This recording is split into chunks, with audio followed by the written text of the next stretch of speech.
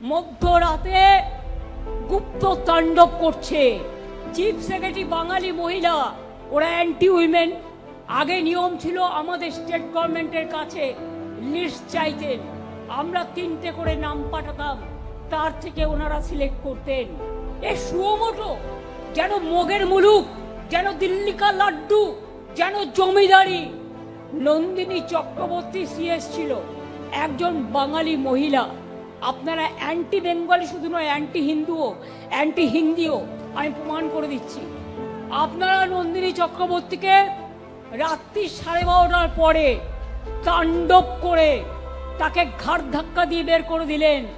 একবার রাজ্যকে জিজ্ঞেস করার প্রয়োজন মনে করলেন না, বিজেপি দালালি করতে গিয়ে।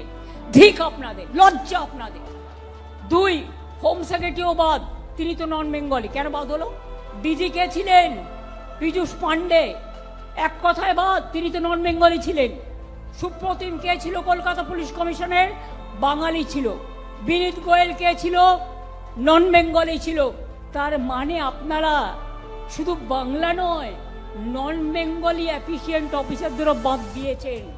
আপনারা দেখেছেন বিজেপির কথায় কারা কাজ করবে, তাদের দেখে দেখে চয়েস করছেন। কিন্তু জেনে রাখুন, বিনাশকালে বুদ্ধিনাশ। যে অফিসারকেই পাঠান তারা সবাই আমাদের হয়ে কাজ করবে, মানুষের হয়ে কাজ করবে, বাংলার হয়ে কাজ করবে। বিজেপির কথায় ডিএম চেঞ্জ করবেন, এসপি চেঞ্জ করবেন, আইসি চেঞ্জ করবেন 1.5 মাসের জন্য। তারপর মনুষ্যত্ব কিন্তু চেঞ্জ করতে পারবেন না, মানুষকে চেঞ্জ করতে পারবেন না।